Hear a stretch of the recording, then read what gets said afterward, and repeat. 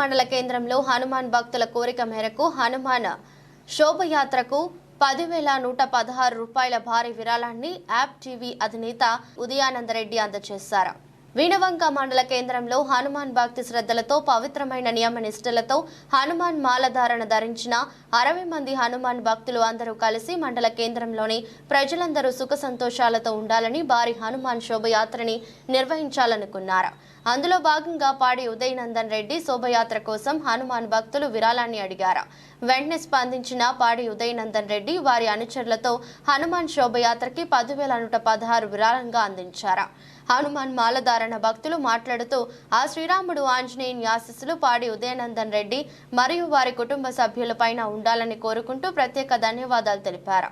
ఈ కార్యక్రమంలో హనుమాన్ మాలధారణ స్వాములు మరియు మాజీ జెడ్పీటీసీ దాసరపు ప్రభాకర్, అమృత ప్రభాకర్, సమీళ్ల చిట్టి, మంతన శ్రీధర్, తాళ్లపల్లి కుమారస్వామి, దాసరపు వంశీకృష్ణ, తోట్ల రాకేష్, సిరిగిరి రాజశేఖర్, కోరె రాకేష్ తదితరులు పాల్గొన్నారు.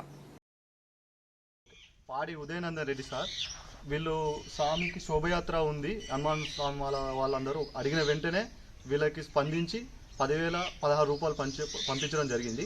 అయితే ఈ స్వాములందరి శోభయాత్రలో అందరూ అధిక సంఖ్యలో పాల్గొని దీన్ని విజయంగా నిర్వహించాలని సార్ వీళ్ళకి తెలియజేయమని చెప్పారు.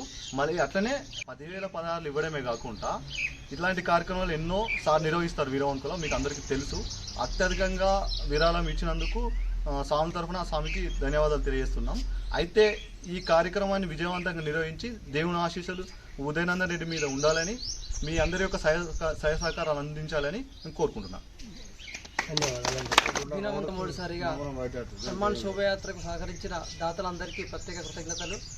ముఖ్యంగా మేము ఫోన్ కాల్తో వెంటనే ఫోన్ చేయగానే వెంటనే స్పందించి 10,000 రూపాయలు స్పాన్సర్ చేసిన FTV CEO గారికి ప్రత్యేక ధన్యవాదాలు.